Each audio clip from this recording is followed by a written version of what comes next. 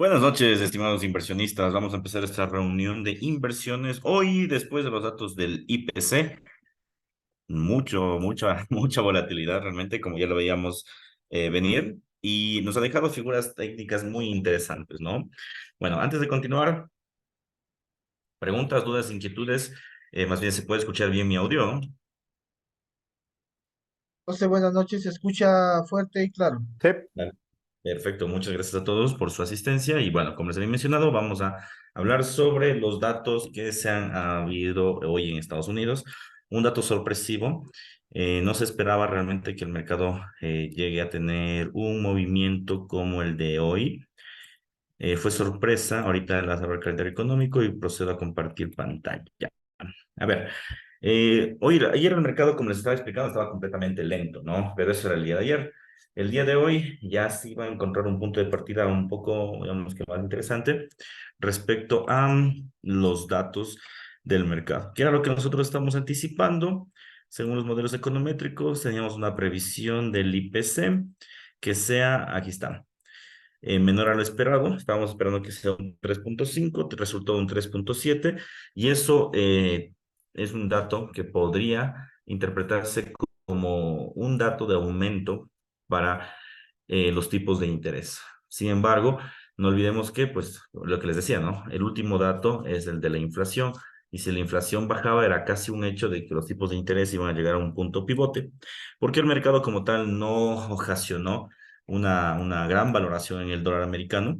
Se debe principalmente a que datos como el empleo han generado movimientos de pivote en el punto de interés y la inflación le dio, digamos que, alas al mercado para que no exista, ojo, para que no exista esos puntos para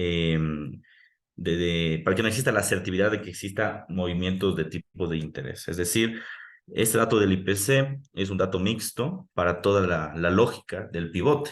Por eso es que el mercado como tal hubo una valoración en el dólar, pero hacer un dato mixto es como que no nos dijo mucho.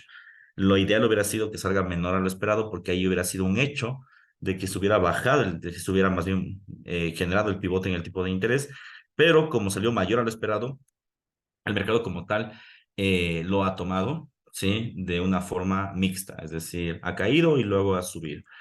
¿Qué ocasiona básicamente eso?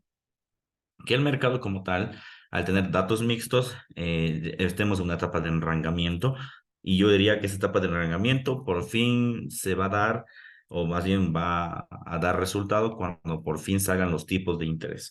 Entonces, en otras palabras, vamos a tener un mercado bastante quieto, más que quieto, enrangado. Y esto se va a dar hasta que salgan los tipos de interés. Y cuando salga el tipo de interés, volveremos a tener tendencia. Hay instrumentos que nos van a dar muy buenas entradas, que funcionan muy bien con el enrangamiento. Entonces, vamos a dejar definidos algunas entradas. Había una entrada hace unas 2 horas, ¿sí? Pero pues ya se nos pasó y ahora tenemos que ver cuáles son los nuevos puntos de partida para ingresar en el precio, ¿ok? Entonces, una vez ya explicado por qué fue la noticia, cómo la recibió, nos vamos directamente a la plataforma y vamos a revisar en instancias cómo se ha ido moviendo el mercado. Bueno, a ver, primero, ya saben, hay que eliminar todas las flechas y listo. Primero hay que describir el movimiento del oro. A ver, el oro como tal, vamos a la figura más grande para que se vea mejor, ha tenido un movimiento alcista. Bueno, primero, el oro tiene talla bajista de forma general. Esta talla ha tenido un movimiento alcista y un movimiento bajista en ese nivel. ¿Ya? Ahorita justamente hablando, estamos observando que el movimiento bajista, como puede darse cuenta, ha tenido una caída, ¿sí? Fundamentalmente hablando, que el precio ha generado un punto de partida hacia la baja, ¿ok? Datos relevantes a tomar en cuenta es que en el largo plazo el oro está ejecutando un hombro, cabeza, hombro, ¿sí? Como ustedes pueden darse cuenta. Y yo diría que la línea de cuello es justamente la que he trazado como institucional y que converge mucho con ese nivel. Es decir, en el caso de que existe este quebranto de la línea de cuello, sería que el precio del oro termine rompiendo los 19.0705 y vaya a la tendencia, es decir, los 18.90. ¿Ok? y se consensuaría en este caso el hombro cabeza hombro. Haría esto básicamente a este nivel y luego regresaría en forma de pullback y luego se vuelve a desplomar, es decir, continuando con la tendencia. Eso en el largo plazo. Ahora, en el corto plazo, ¿qué podemos esperar? Bueno, como les dije, el mercado se va a enrangar en su totalidad hasta que nos salgan los datos del tipo de interés y nos va a dar algunos puntos de partida. Bueno, primero, ¿por qué no invertir en noticias? Es lo que les decía que puede ser complicado por esto. Si ustedes notan, es casi 3 horas de volatilidad donde el precio cae, sube constantemente, donde ninguna operación en stop loss o take profit te pudo haber aguantado. Bueno, si es que alejas demasiado de la zona, obviamente sí, pero la volatilidad es bastante grande. Entonces, generalmente, ustedes no deben invertir en este tipo de movimientos justamente por esto, ¿sí? Por esta gran volatilidad o esta gran zona de mechas, ¿ok? Bueno, una vez dicho eso, entender que cuando estamos en una zona de enrangamiento, los indicadores como RSI, como estocástico, carecen en este caso de lógica en muchos sentidos, debido a que el oscilador como tal lo que te dice es una sobrecompra o una sobreventa, pero en el largo plazo, como estamos básicamente enrangados, no hay sobrecompra ni sobreventa. ¿Ok? Entonces, en el largo plazo, entender que estos indicadores no van a funcionar, ¿sí? Cuando estamos en un movimiento enrangado. Primer punto de partida interesante. No va a funcionar cuando estamos en este punto, ¿ya? Segundo punto a tomar en cuenta es que en corto tiempo sí podría funcionarte los osciladores, pero en la temporalidad más baja, pero en forma de scalp, ¿ok? ¿Qué es lo que debes hacer cuando tenemos este tipo de zonas o este tipo de movimientos? Generalmente, pues trazar máximos y mínimos, como lo hemos hecho, y definir los límites de compra y los límites de venta. Básicamente es una estrategia de máximos y mínimos muy apegada a las bandas de Bollinger. Creo que hace una semana había explicado cómo funciona esto. Y bueno, de forma general, ¿qué es lo que quiero decir? Que la zona de ventas del oro se va a refugiar en este nivel, sería la zona de ventas, y la zona de compras en este otro nivel. ¿Qué quiere decir esto? Que principalmente, estimados inversionistas, el oro va a llegar o debería considerarse ya una venta desde 19, más bien 19.14 a 19.15. ¿Ya? Esa es la zona de ventas del oro. 19.14, 19.15. La zona de compras sería 19.06 hasta 19.08. ¿Ok?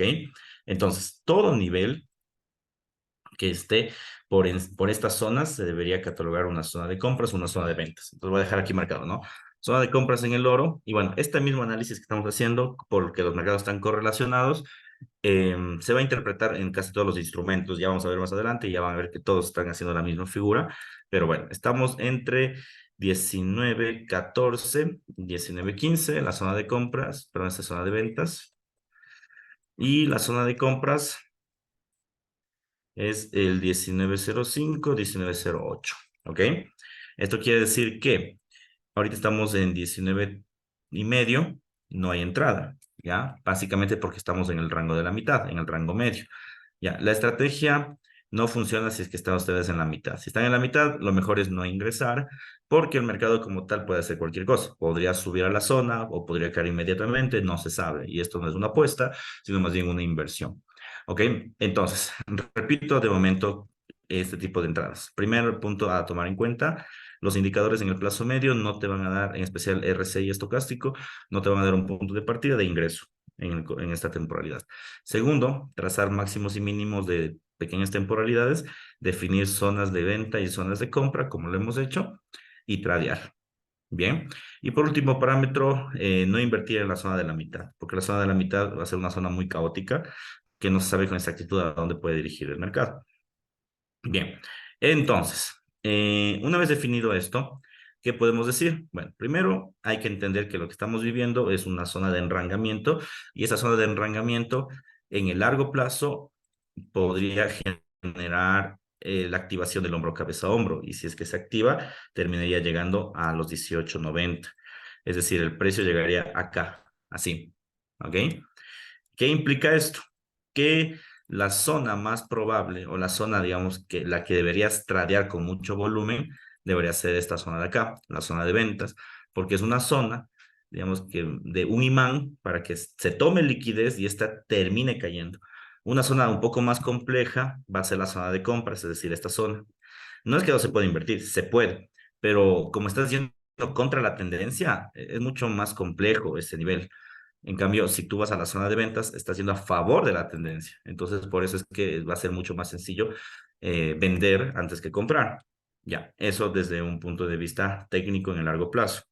Ahora bien, algo importante también en este nivel es que hay que contar este enrangamiento, ¿no? Entonces, ¿qué tenemos? Uno, dos, tres, cuatro, cinco, seis. Entonces no olviden que todas las figuras de continuidad contemplan 6 puntos técnicamente hablando y como contemplan estos 6 puntos, ¿qué es lo que nos dice? Que el grado 6 o el punto 6, que es el que estamos viviendo, es un punto de partida clave para que el precio tome liquidez, ¿sí? Tome liquidez en este nivel, incluso podría romper la línea de cuello de largo plazo. ¿Ok? Entonces, si nos estamos preguntando, una muy buena entrada es 19.14, 19.15 y eso hacia la venta. ¿Que puede darse la vuelta y llegar a 19.20? Sí, pero no olvidemos que ni con las noticias de los IPCs se logró. Y si estamos hablando de que esa es una de las noticias más importantes del mercado, mañana que va a haber noticias también, ojo, sugiero mañana hay noticias, pero ya no son relevantes para Estados Unidos, sino más bien es ¿cómo se llama esto? Para Europa. Más bien la noticia de las 7:30, esa sí va a mover el mercado porque son nóminas de empleo. Como hoy los datos de la inflación salieron mayor a lo esperado, si las nóminas de empleo sorprenden, mañana podríamos tener una caída brutal en el oro, ¿sí? ¿De qué deberíamos esperar? Básicamente que exista más desempleo.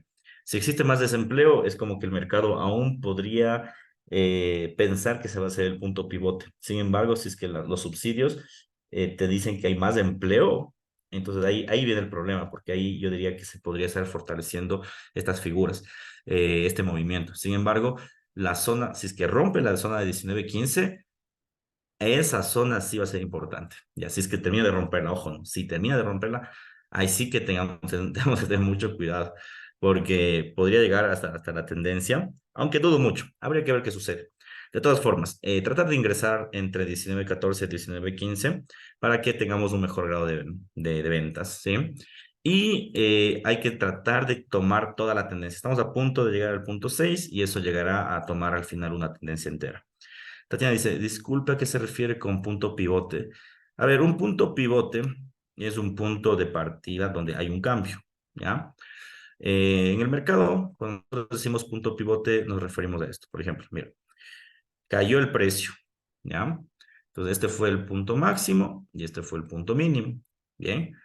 El punto pivote de este de aquí, bien, ese es el punto pivote. ¿Por qué? Porque de este nivel ha generado un cambio, o sea, ya no mantiene su tendencia bajista como está aquí, sino más bien se ha enrangado, ¿sí ves? Ya. Entonces, eso se considera como punto pivote. Los tipos de interés, ahora se está refiriendo o nos referimos el tipo de interés, ya no estamos refiriendo que van a ser un punto pivote, porque la lógica de Estados Unidos de momento, de hecho ahorita les voy a indicar con datos económicos para que sea mucho más didáctico esto, y ahora les comparto. Ya, entonces, ahorita déjenme ver, aquí está Estados Unidos. Vamos a tipos de interés. Aquí está el tipo de interés. Listo, entonces mira, si tú te das cuenta, el tipo de interés de Estados Unidos ha venido creciendo durante el 2022-2023, ¿sí? Entonces, esa es la lógica, que siga creciendo el tipo de interés en función de la inflación. Básicamente es eso. Pero ¿qué puede pasar? Lo que el mercado está esperando es que exista un pivote, es decir, que este sea la última suba para que el mercado se estanque en función de tipos de interés, es decir, no suban más, sino se estanquen y con el tiempo tiendan a bajar el tipo de interés. Entonces, a eso nos referimos como punto pivote, nos referimos a un punto de cambio. Entonces, aquí sería el punto pivote. Cuando nosotros hablamos del punto pivote de la tasa de interés, estamos diciendo que ya no se va a aumentar el tipo de interés, sino más bien se va a estancar y va a terminar incluso con el tiempo cayendo nuevamente. ¿Ok? No sé si quedó claro el término.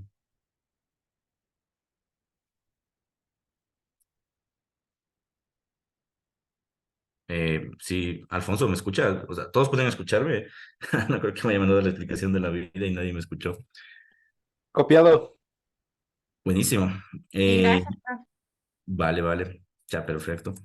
Ya, muy bien. Bueno, igual, ¿no? Para todos, si hay un término si hay un término que de alguna forma ustedes no llegan a comprender, pues díganme, ¿no? Porque a veces yo asumo que ustedes ya lo saben y como no me preguntan nada, digo, bueno, sí, sí lo saben. Sí, entonces, si tienen dudas, inquietudes, esta es la sesión. Bien. A ver, Yo Diego tengo dice, una yo duda, José. sí, dame un segundito. Déjame Perdón. contestar la pregunta de aquí. No hay problema, Dani. Dice, yo creo que el dato del IPC le dio liquidez al mercado. Obvio que le dio liquidez al mercado, pero como te digo, es un dato contrario, ¿ya? ¿Por qué? Porque el PBI se contrajo, el empleo también se está contrayendo y lo único que faltaba era como que el IPC que se contraiga, pero no se contrajo. Entonces ahí el mercado lo tomó, digamos que de una forma mixta. Todos esos datos como que se llegaron a confundir y los inversionistas no saben si es que ahora va a existir el pivote o no va a existir el pivote. Por eso es que cayó con fuerza y luego terminó retrocediendo en el arrancamiento que estamos viviendo ahora. Ya, entonces ya vamos a ver un poco sobre las acciones. Bien. Me preguntabas ahora sí, Dani. Sí, gracias, José. Mira, esto quiere decir que desde el 2022 los tipos de interés han estado al alza. Esto quiere decir que el dólar también ha estado valorándose durante estos años, ¿correcto? O sea, es así la interpretación. Sí, en Y si efecto. es que el punto pivote es el 6%, esto significa que vamos a entrar en un periodo de depreciación del dólar a largo plazo. Ya, muy bien dicho. Sí, esa es la conclusión. Está muy bien interpretado. Ok. Y por qué defines que el 6% es el punto pivote? Porque los discursos de Jeremy Powell han apuntado eso. O sea, el discurso de Jeremy Powell, los discursos, básicamente las ponencias que existen en el calendario económico, han interpretado que ya quieren hacer el pivote. Y eso por un lado, como pista. Y segunda pista es que ya los mercados están ejerciendo ese punto pivote. Por ejemplo, Australia ya contrajo ya más bien mantiene su tipo de interés igual, no ha crecido. Nueva Zelanda igual. Mañana vamos a ver qué es lo que pasa con Europa. Entonces, ahí tienes otro dato. La Ok. economía está globalizada. Entonces, si toda la economía ya está generando el pivote, lo único que le falta es como que a Estados Unidos. Entonces, son pistas que el mercado te da para creer que se puede dar el pivote. Ahora bien, esto es una creencia, al final no termina siendo más que una especulación, digamos que un poco más fundamentada en datos, pero no se sabe con exactitud. Por eso es que el mercado hoy está mixto. Ok. Gracias, José. Ujú. Bueno, si hay, nuevamente, no, si es que no me escuchan o algo, pues me avisan sin ningún problema para ver si podemos ajustar. Creo que la red últimamente está un poco mala. Hablando de puntos pivote, vámonos a Australia y quiero ver los datos del tipo de interés acá. Aquí está, mira. Tipo Australia, tipo de interés, queridos y queridas. Ya, entonces mira, a eso me refiero el pivote. Aquí ya se ejerció, como que suba hasta cierto punto y después, mire, se queda quieto. Ya, es decir, ese es un punto de partida en donde la economía australiana ha decidido mantener su tipo de interés en 4% y con el tiempo ellos podrían incluso cambiar la política monetaria a bajar otra vez el tipo de interés. ¿Ya? Entonces, eso es lo que el mercado está esperando de Estados Unidos. Exactamente la gráfica que estamos viendo.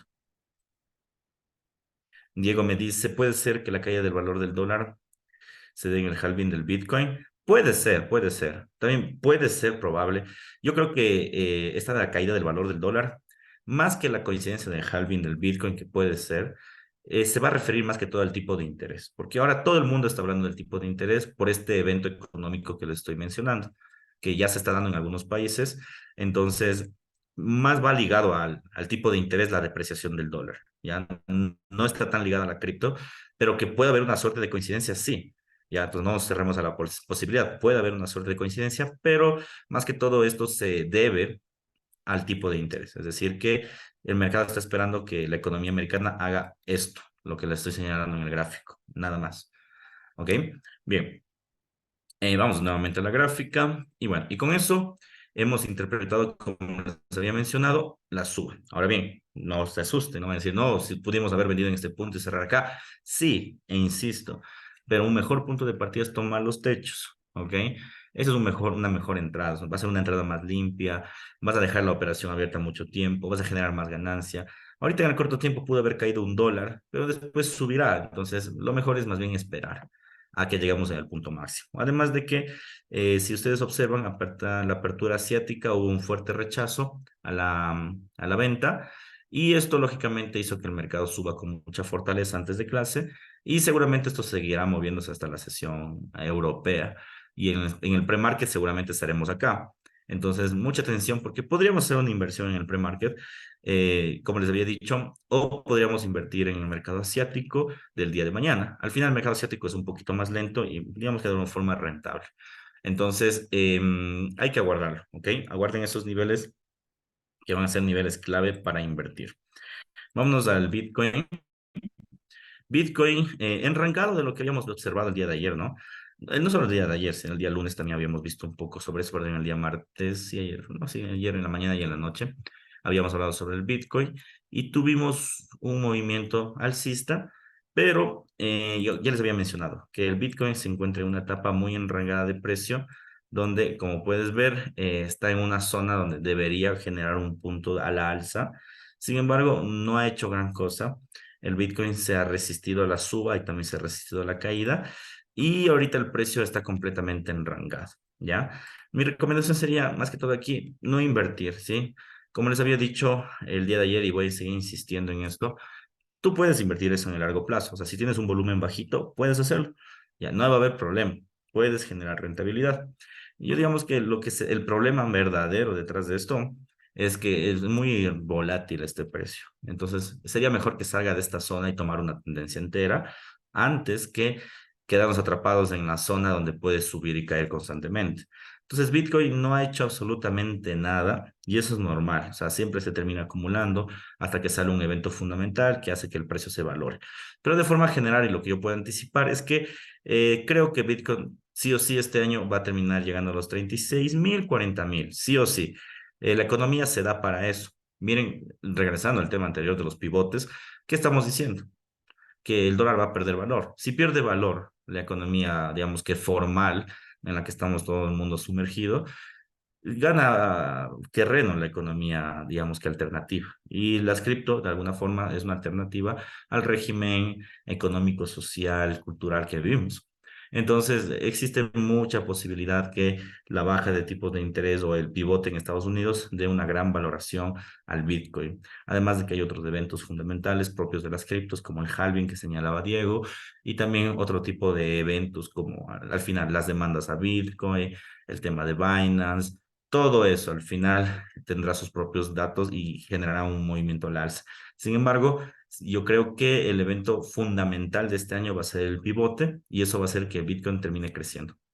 Bien, entonces, en síntesis, si quieres holdear criptomonedas, esa sí sería una buena estrategia. Intenta holdearlas, te va a ir bien. Y como les había dicho desde inicios de este año, que las personas más antiguas pues recordarán, ya habíamos mencionado la posibilidad de holdear criptomonedas cuando el precio estaba en 16.000.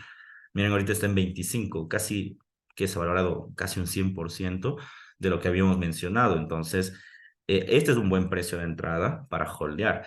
Ya habíamos hecho el taller de criptos, de todas formas. Podemos volver a hacer otra vez el taller de criptos para las personas que no estuvieron o para los nuevos, para que pues todo el mundo sepa al final cómo debemos holdear, cómo debemos invertir en criptos, detectar nuevos proyectos, porque al final Bitcoin es muchas de las criptos que existen, ¿sí? Y la estrategia aquí sería más bien el holdeo, ¿sí? Bien, entonces cerramos esta página de Bitcoin y nos vamos a el Nasdaq. Y el Nasdaq está haciendo los movimientos tal cual habíamos mencionado el día de ayer. Bueno, a ver, primero, recapitalización del Nasdaq. Nasdaq, nosotros habíamos mencionado que esta figura es una figura de cambio de tendencia y en efecto esto terminó desplomándose, ¿no? Se desplomó e hizo una corrección. Nosotros estábamos el día de ayer acá.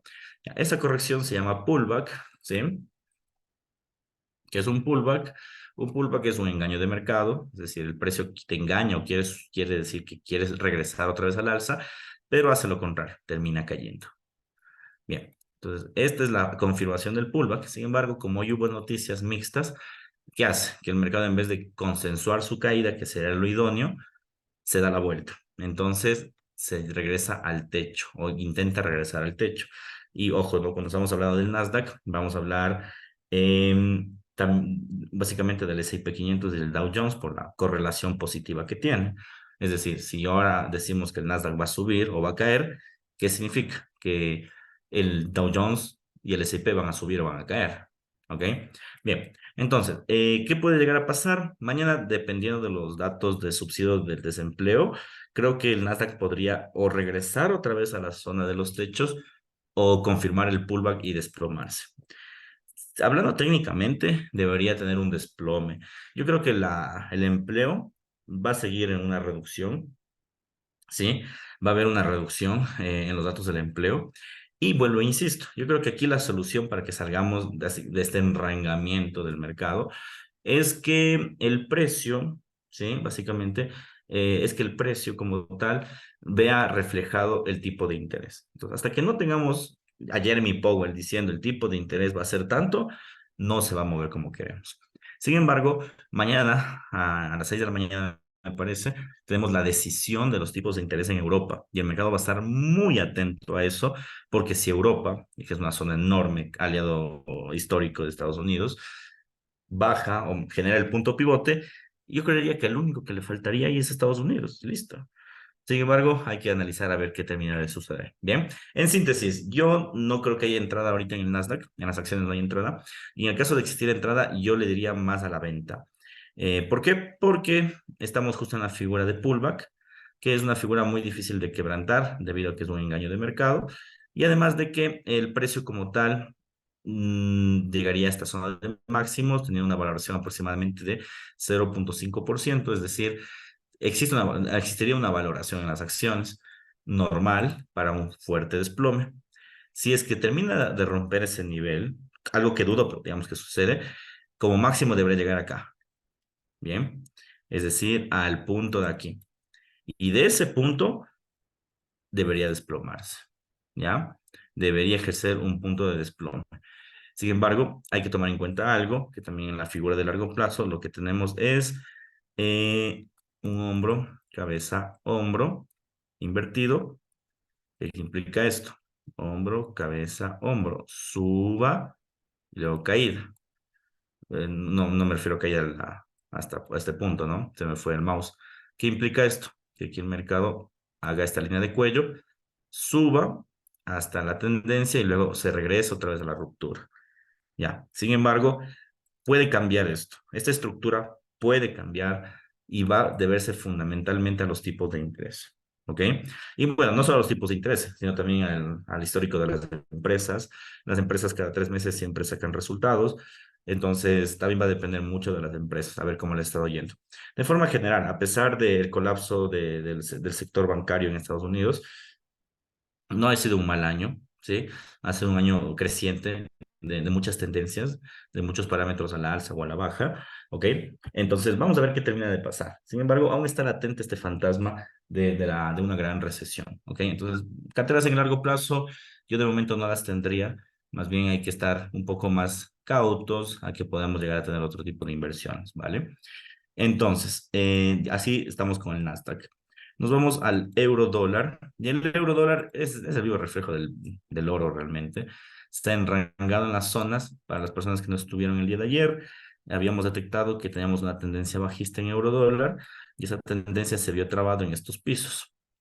¿Qué implica que estén trabados en esos pisos? Como ustedes pueden observar, que el mercado como tal quiera ejercer este nivel como un nivel de reversión a un nivel máximo. Y en efecto, ¿no? Lo hizo. Se ha movido un poquito más lento que el oro, eso sí, pero de forma general, si ustedes observan, tienen casi que la misma figura. Y no solo esto, ¿no? Casi todos los instrumentos están haciendo lo mismo. Entonces, ¿qué implica esto?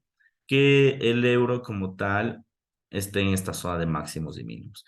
¿Cuál es la lógica? La lógica es que el euro en este nivel caiga al piso de acá y este piso suba otra vez para desquitar por fin la tendencia bajista. Esa sería la idea. Bien, sin embargo, mañana el euro va a estar, pero calientísimo, porque mañana hay tipos de interés de la zona euro que va a afectar sí o sí a la divisa. Entonces, si mañana tenemos dos posibilidades. Si hace mañana el punto pivote en la zona euro, ¿qué significa?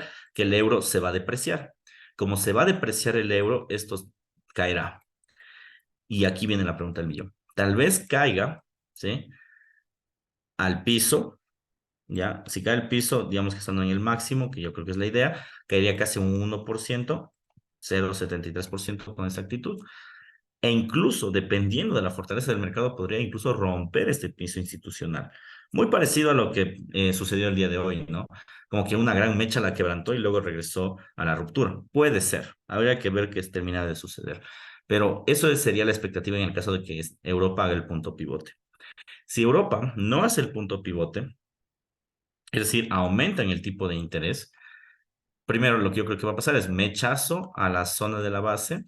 Va a haber una vela gigantesca que tope la zona. Esta zona debe rellenar porque es una zona institucional que ya ha rellenado dos veces, pero aún falta como un nivel más de confirmación. Entonces lo que va a hacer es un mechazo y sube, pero con fuerza esto, si mañana hay aumento de tipos de interés. Entonces, lo que estamos casi seguros es que el mercado se va a ese nivel, ya sea si es que hace el pivote el mercado o no hace el pivote, es muy seguro que suceda que ese nivel termine rellenándose. Sin embargo, la postura, ustedes ya saben, no es invertir en la mitad. Ya expliqué que se debe invertir en los extremos, es decir, deberíamos invertir cuando el tipo de cambio esté en 1,07643 y máximo 7762. ¿Ok? Entonces, esta zona de acá va a ser una zona de venta importante. Y la zona de acá va a ser una zona de compra importante, pero tener cuidado, e insisto, si mañana existe un punto pivote, pueden romper tranquilamente esta zona institucional, puede romper tranquilamente. Y si la rompe esta zona institucional, porque esa va a ser una noticia, un notición, se va a la tendencia de más largo plazo. Es decir, se dirigiría acá. Si rompe ese institucional, no creo que lo haga mañana, pero con el tiempo va a dirigirse al institucional de más abajo, es decir, al euro en 1,03. Y bueno, no creo que lleguemos este año tampoco a la paridad. El año pasado tuvimos el evento, ¿no? No sé si recordarán ustedes, pero el año anterior tuvimos el evento donde un dólar era igual a un euro. Se llegó a la paridad. Este año dudo mucho que se llegue, pero puede ser. Bien. De todas formas, mucha atención, por favor, porque el euro mañana tiene noticias y claves muy importantes, que no solo va a determinar su tipo de cambio, sino también va a determinar qué es lo que puede hacer la economía americana. Vámonos directamente en este caso, al, al, al, al, al, al yen japonés. Bien. Yen japonés, la estructura en este caso ya la habíamos verificado un poco, ¿sí? La estructura está haciendo un movimiento, si ustedes pueden observar, completamente bajista, ¿sí? Tenemos un rango a la alza, de alguna forma. Bien, y ha rellenado el gap que nosotros ya habíamos mencionado. Bueno, eso yo les había mencionado igual en la mañana y en la noche, que el yen lo que iba a hacer es intentar llegar a estos techos, por decirlo así, bien, y después se iba a desplomar, bien. Lo que estábamos seguros es que el gap sí o sí iba a ser rellenado. Entonces, este gap ya fue rellenado y el mercado se ha desplomado. Ahora, al igual que todos los instrumentos, el yen también no se va a quedar atrás, se va a enrangar. Como ustedes pueden ver, ya tenemos el enrangamiento del yen.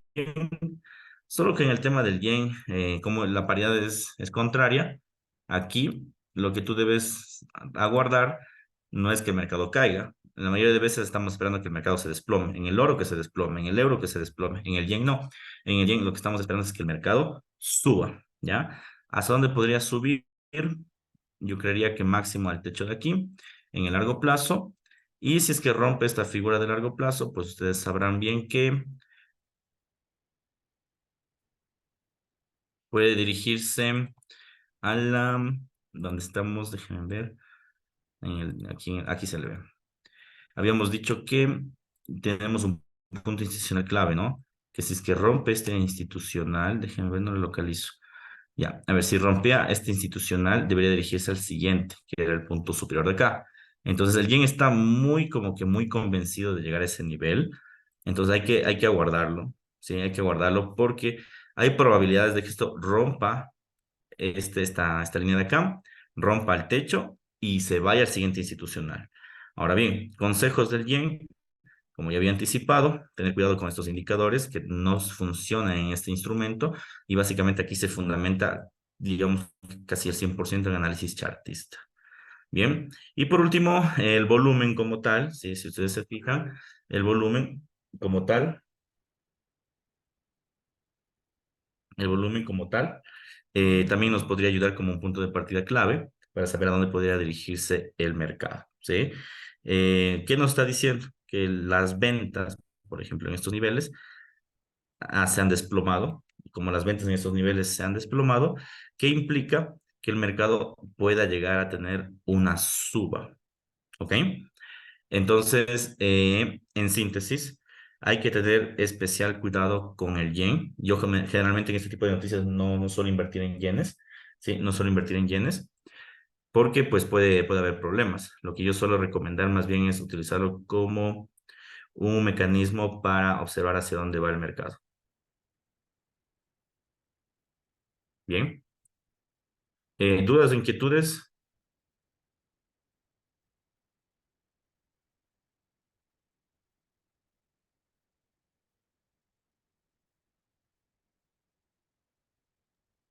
Por mi parte, todo claro, José. Muchas gracias. Perfecto. Bueno. Entonces, mañana gran día de inversiones. Por favor, salvaguardar los puntos que les había mencionado.